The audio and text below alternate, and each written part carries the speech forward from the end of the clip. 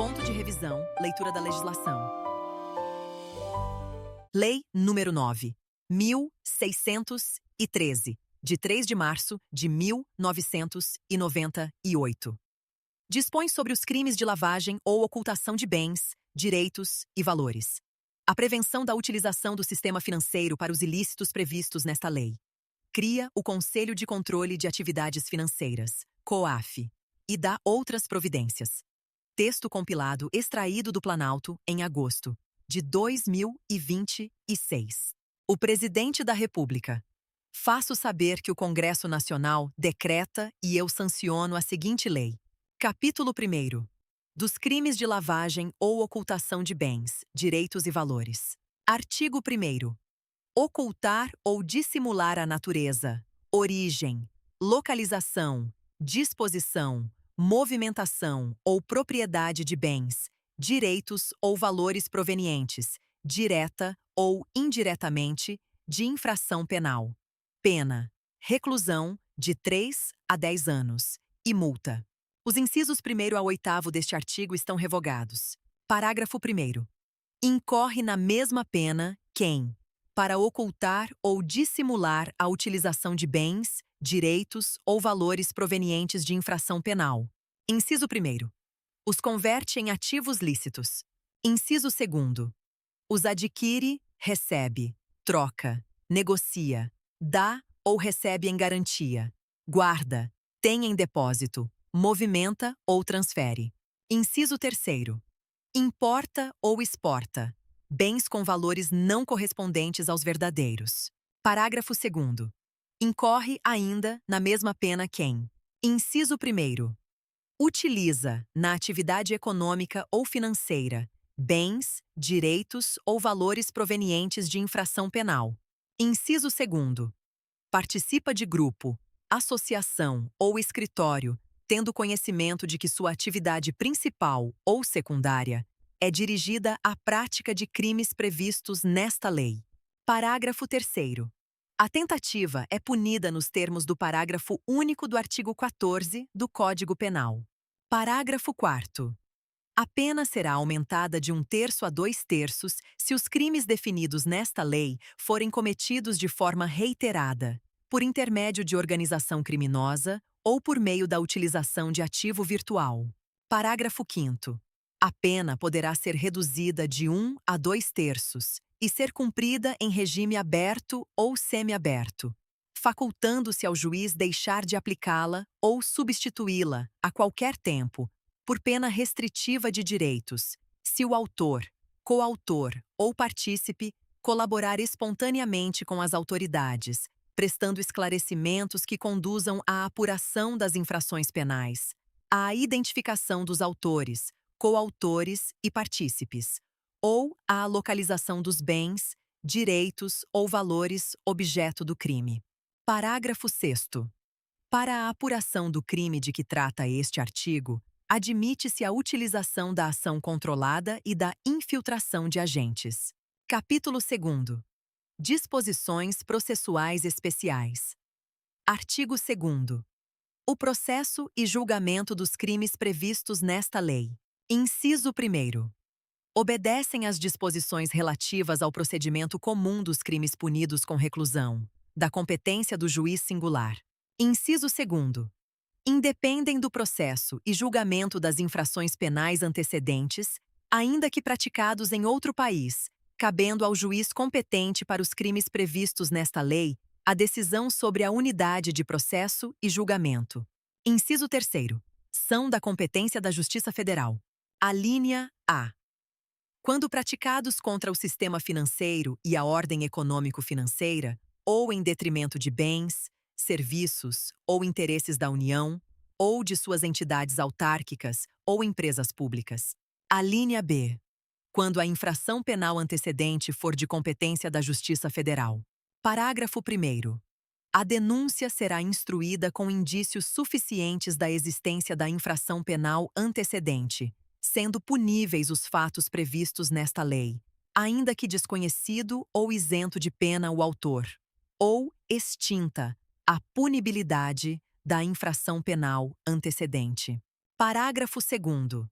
No processo por crime previsto nesta lei, não se aplica o disposto no artigo 366 do Decreto-Lei nº 3.689, de 3 de outubro de 1941. O Código de Processo Penal, devendo o acusado que não comparecer nem constituir advogado, ser citado por edital, prosseguindo o feito até o julgamento, com a nomeação de defensor dativo. Artigo 3º, revogado. Artigo 4º. O juiz, de ofício, a requerimento do Ministério Público ou mediante representação do delegado de polícia, ouvido o Ministério Público em 24 horas, havendo indícios suficientes de infração penal, poderá decretar medidas assecuratórias de bens, direitos ou valores do investigado ou acusado, ou existentes em nome de interpostas pessoas, que sejam instrumento, produto ou proveito dos crimes previstos nesta lei ou das infrações penais antecedentes. Parágrafo 1º. Proceder-se-á à alienação antecipada para a preservação do valor dos bens sempre que estiverem sujeitos a qualquer grau de deterioração ou depreciação, ou quando houver dificuldade para sua manutenção. Parágrafo 2º. O juiz determinará a liberação total ou parcial dos bens, direitos e valores, quando comprovada a licitude de sua origem, mantendo-se a constrição dos bens, direitos e valores necessários e suficientes à reparação dos danos e ao pagamento de prestações pecuniárias, multas e custas decorrentes da infração penal. Parágrafo 3º. Nenhum pedido de liberação será conhecido sem o comparecimento pessoal do acusado ou de interposta pessoa, a que se refere o caput deste artigo, podendo o juiz determinar a prática de atos necessários à conservação de bens, direitos ou valores, sem prejuízo do disposto no parágrafo 1º. Parágrafo 4º. Poderão ser decretadas medidas assecuratórias sobre bens, direitos ou valores para reparação do dano decorrente da infração penal antecedente ou da prevista nesta lei, ou para pagamento de prestação pecuniária, multa e custas. Artigo 4º. A.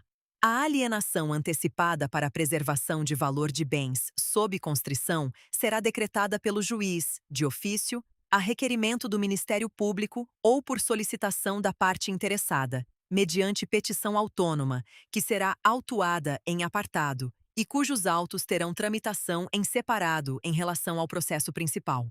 Parágrafo 1º.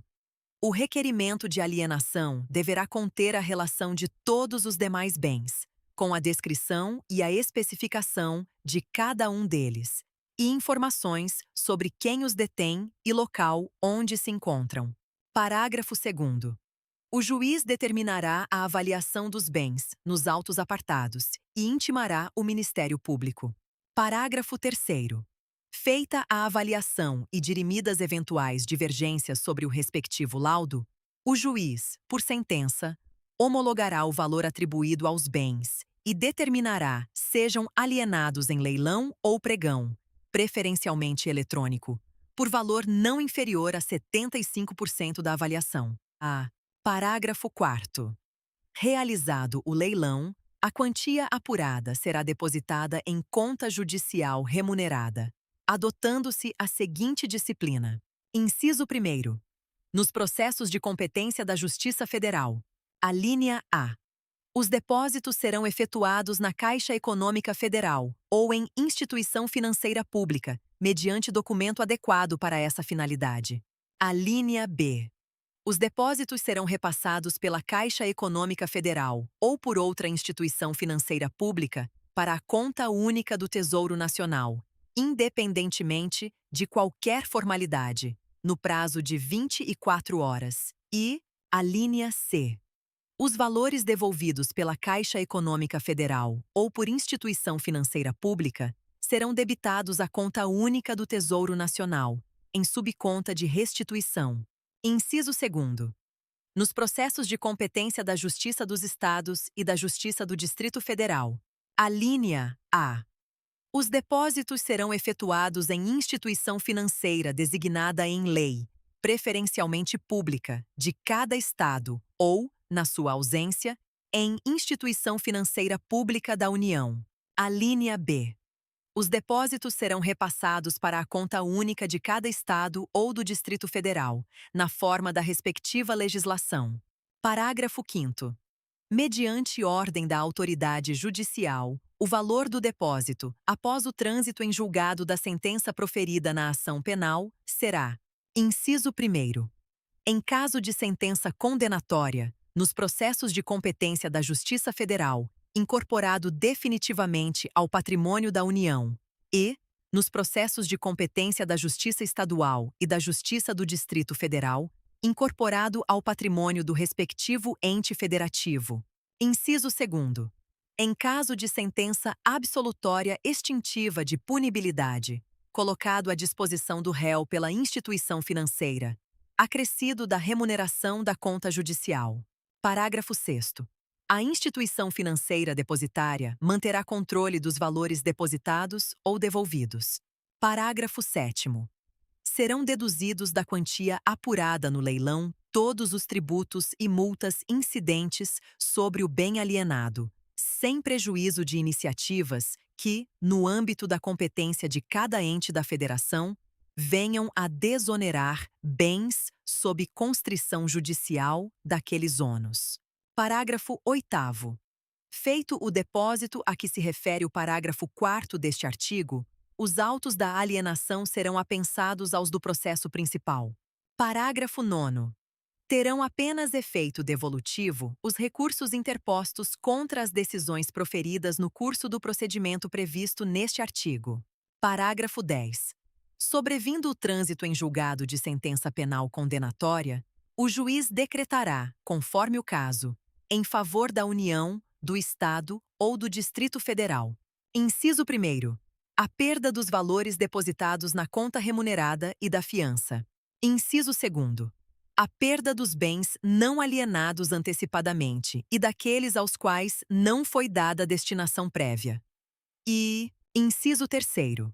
A perda dos bens não reclamados no prazo de 90 dias após o trânsito em julgado da sentença condenatória, ressalvado o direito de lesado ou terceiro de boa-fé.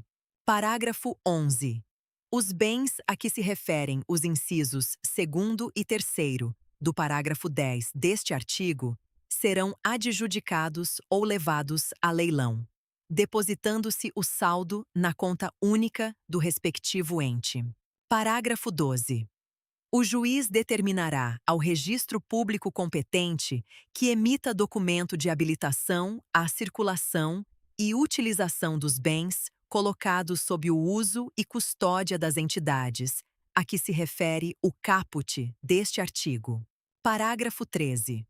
Os recursos decorrentes da alienação antecipada de bens, direitos e valores oriundos do crime de tráfico ilícito de drogas e que tenham sido objeto de dissimulação e ocultação, nos termos desta lei, permanecem submetidos à disciplina definida em lei específica. Artigo 4º. A ordem de prisão de pessoas ou as medidas assecuratórias de bens, direitos ou valores poderão ser suspensas pelo juiz, ouvido o Ministério Público, quando a sua execução imediata puder comprometer as investigações. Artigo 5º. Quando as circunstâncias o aconselharem, o juiz, ouvido o Ministério Público, nomeará pessoa física ou jurídica qualificada para a administração dos bens, direitos ou valores sujeitos a medidas assecuratórias, mediante termo de compromisso. Artigo 6º. A pessoa responsável pela administração dos bens. Inciso 1º. Fará jus a uma remuneração, fixada pelo juiz, que será satisfeita com o produto dos bens objeto da administração. Inciso 2º. Prestará, por determinação judicial, informações periódicas da situação dos bens sob sua administração, bem como explicações e detalhamentos sobre investimentos e reinvestimentos realizados. Parágrafo único. Os atos relativos à administração dos bens sujeitos a medidas assecuratórias serão levados ao conhecimento do Ministério Público, que requererá o que entender cabível. Capítulo 3º. Dos efeitos da condenação. Artigo 7º. São efeitos da condenação, além dos previstos no Código Penal. Inciso 1º. A perda em favor da União e, nos casos de competência da Justiça Estadual ou da Justiça do Distrito Federal, em favor dos Estados ou do Distrito Federal, de todos os bens, direitos e valores relacionados, direta ou indiretamente, à prática dos crimes previstos nesta lei, inclusive aqueles utilizados para prestar a fiança, ressalvado o direito do lesado ou de terceiro de boa-fé. Inciso 2º. A interdição do exercício de cargo ou função pública de qualquer natureza e de diretor, de membro de conselho de administração ou de gerência das pessoas jurídicas referidas no artigo 9º, pelo dobro do tempo da pena privativa de liberdade aplicada. Parágrafo 1º. A União, os Estados e o Distrito Federal, no âmbito de suas competências, regulamentarão a forma de destinação dos bens, direitos e valores, cuja perda houver sido declarada, assegurada, quanto aos processos de competência da Justiça Federal, a sua utilização pelos órgãos federais encarregados da prevenção, do combate, da ação penal e do julgamento dos crimes previstos nesta lei e, quanto aos processos de competência da Justiça Estadual e do Distrito Federal, a preferência dos órgãos locais com idêntica função. Parágrafo 2º. Os instrumentos do crime sem valor econômico cuja perda em favor da União, do Estado ou do Distrito Federal for decretada, serão inutilizados ou doados a museu criminal ou a entidade pública, se houver interesse na sua conservação. Capítulo 4º. Dos bens, direitos ou valores oriundos de crimes praticados no estrangeiro. Artigo 8º. O juiz determinará, na hipótese de existência de tratado ou convenção internacional e por solicitação de autoridade estrangeira competente, medidas assecuratórias sobre bens, direitos ou valores oriundos de crimes descritos no artigo 1º, praticados no estrangeiro. Parágrafo 1º. Aplica-se o disposto neste artigo, independentemente de tratado ou convenção internacional, quando o governo do país da autoridade solicitante prometer reciprocidade ao Brasil. Parágrafo 2º. Na falta de tratado ou convenção, os bens, direitos ou valores privados, sujeitos a medidas assecuratórias por solicitação de autoridade estrangeira competente, ou os recursos provenientes da sua alienação, serão repartidos entre o Estado requerente e o Brasil, na proporção de metade, ressalvado o direito do lesado ou de terceiro de boa-fé. Capítulo 5º. Das pessoas sujeitas ao mecanismo de controle. Artigo 9º. Sujeitam-se às obrigações referidas nos artigos 10 e 11 as pessoas físicas e jurídicas que tenham, em caráter permanente ou eventual, como atividade principal ou acessória, cumulativamente ou não. Inciso 1º. A captação, intermediação e aplicação de recursos financeiros de terceiros, em moeda nacional ou estrangeira. Inciso 2º. A compra e venda de moeda estrangeira ou ouro como ativo financeiro ou instrumento cambial. Inciso 3º. A custódia, emissão, distribuição, liquidação, negociação, intermediação ou administração de títulos ou valores mobiliários. Parágrafo único. Sujeitam-se às mesmas obrigações. Inciso 1º. As bolsas de valores, as bolsas de mercadorias ou futuros e os sistemas de negociação do mercado de balcão organizado.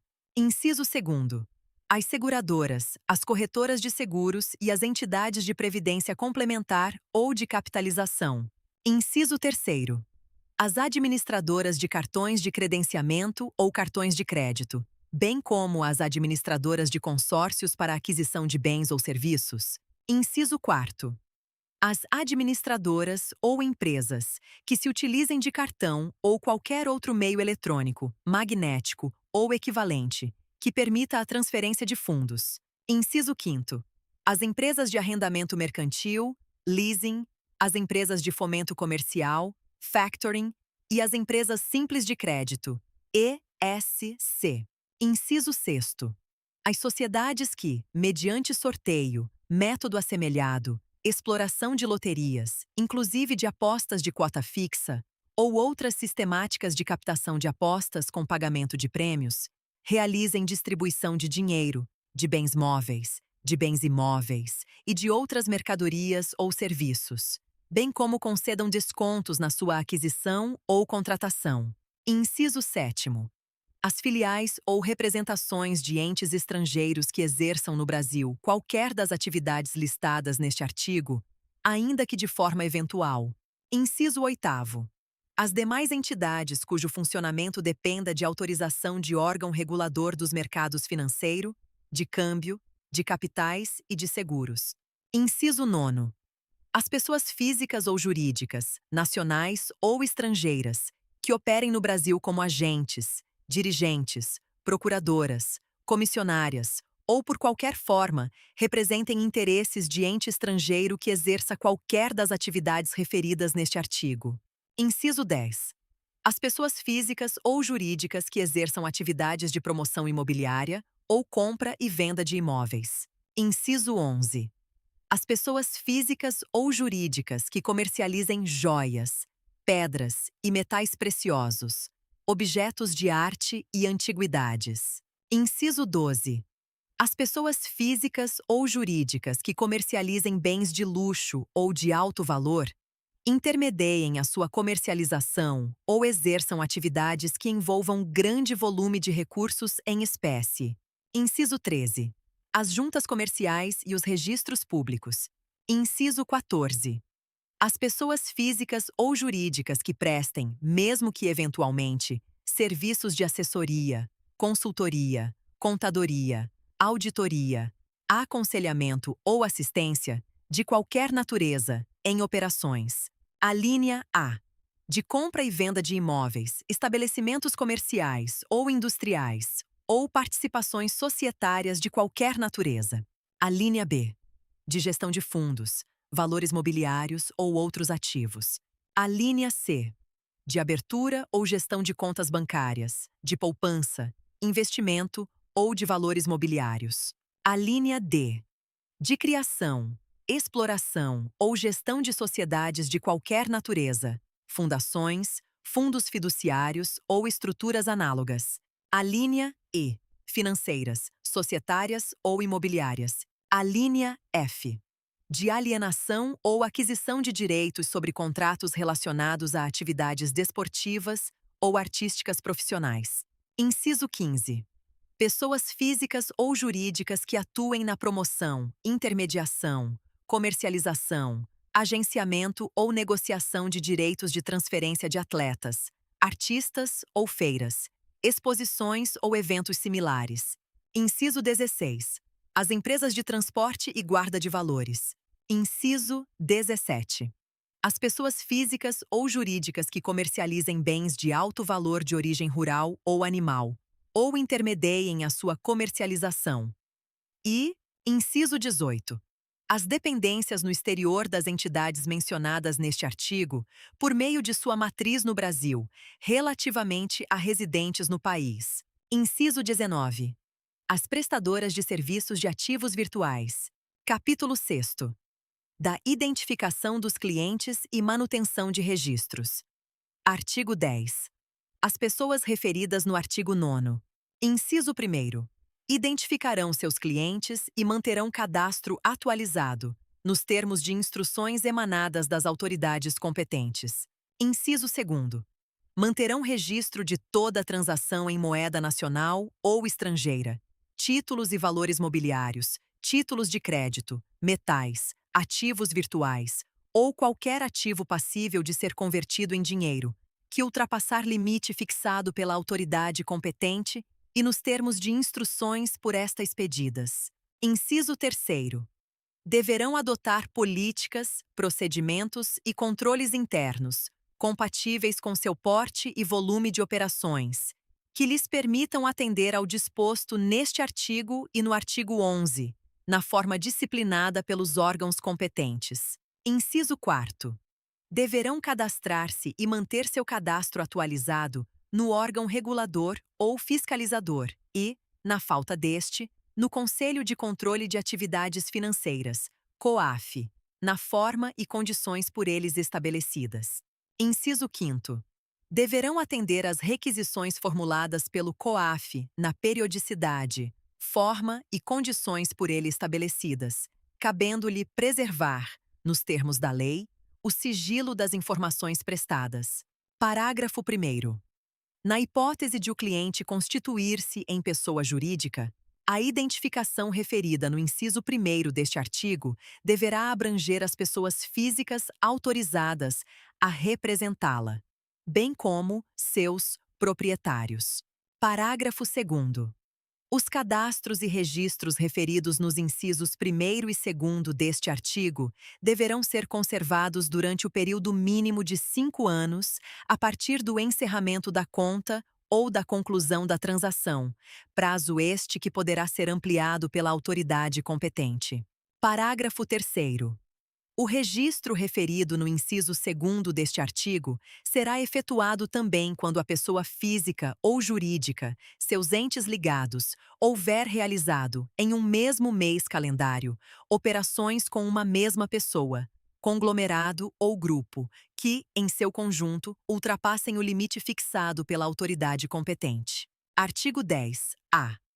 O Banco Central manterá registro centralizado, formando o cadastro geral de correntistas e clientes de instituições financeiras, bem como de seus procuradores. Capítulo 7º. Da comunicação de operações financeiras. Artigo 11.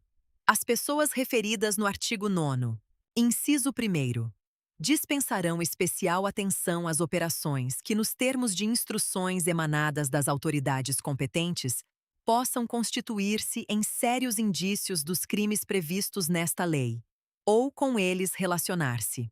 Inciso 2º.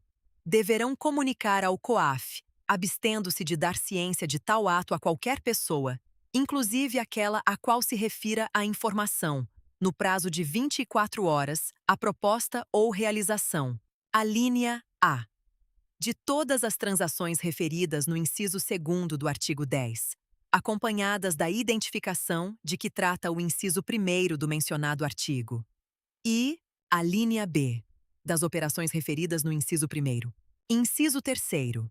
Deverão comunicar ao órgão regulador ou fiscalizador da sua atividade ou, na sua falta, ao COAF, na periodicidade, forma e condições por eles estabelecidas, a não ocorrência de propostas, transações ou operações passíveis de serem comunicadas, nos termos do inciso 2º.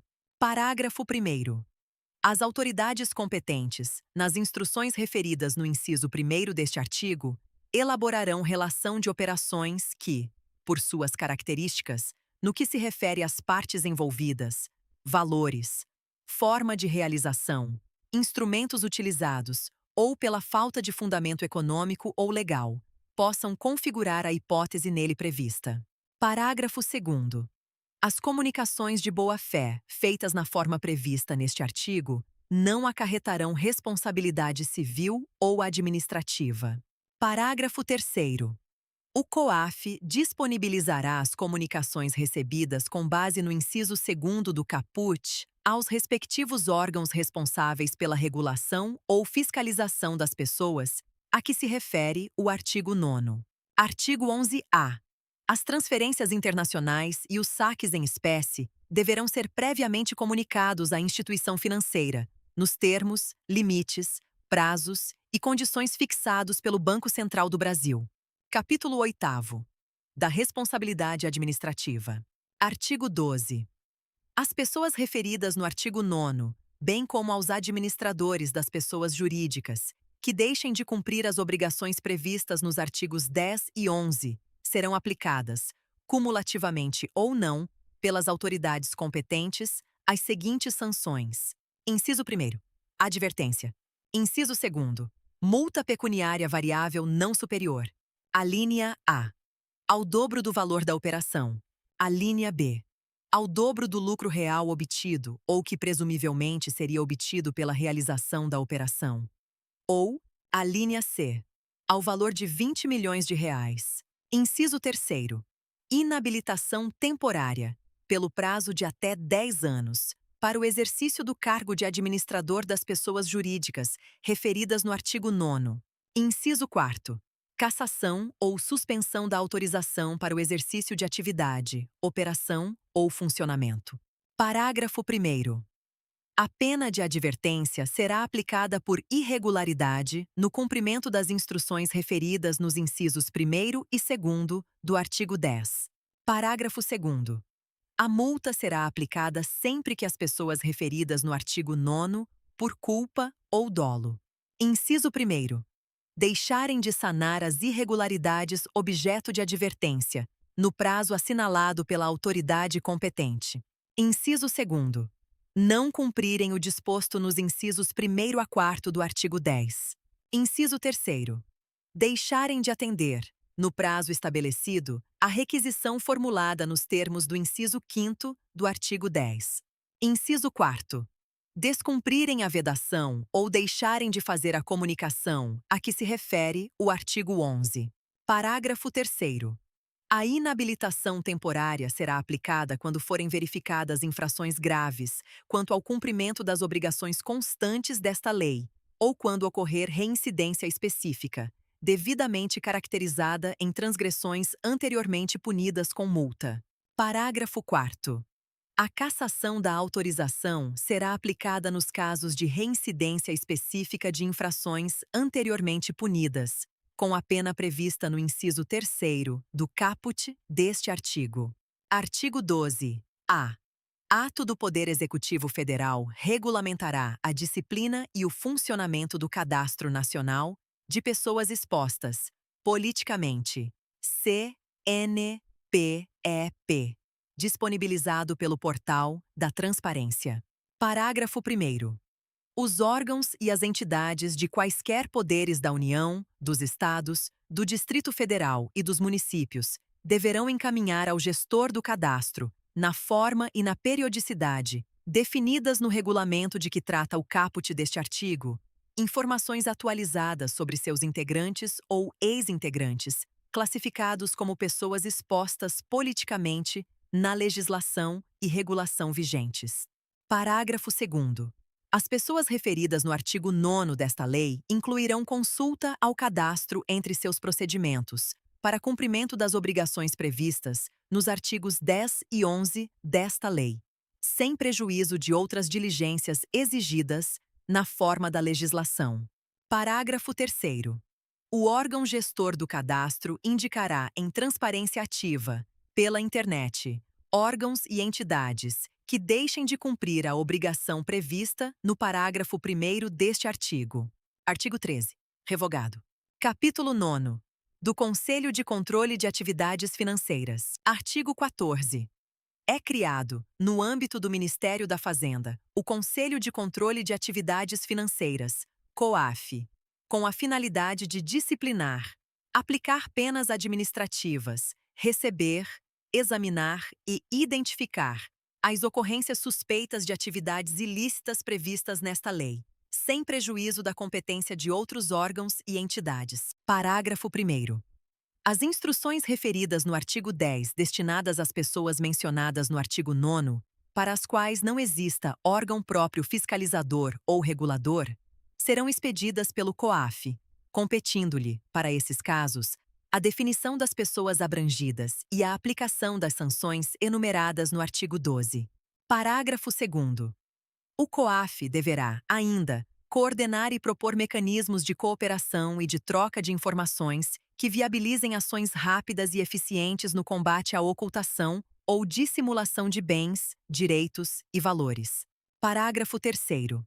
O COAF poderá requerer aos órgãos da administração pública as informações cadastrais bancárias e financeiras de pessoas envolvidas em atividades suspeitas. Artigo 15. O COAF comunicará às autoridades competentes para a instauração dos procedimentos cabíveis, quando concluir pela existência de crimes previstos nesta lei, de fundados indícios de sua prática, ou de qualquer outro ilícito. Artigo 16. Revogado. Artigo 17. Revogado. Capítulo 10. Disposições gerais. Artigo 17. A. Aplicam-se, subsidiariamente, as disposições do Decreto-Lei número 3.689, de 3 de outubro de 1941. O Código de Processo Penal, no que não forem incompatíveis com esta lei. Artigo 17b.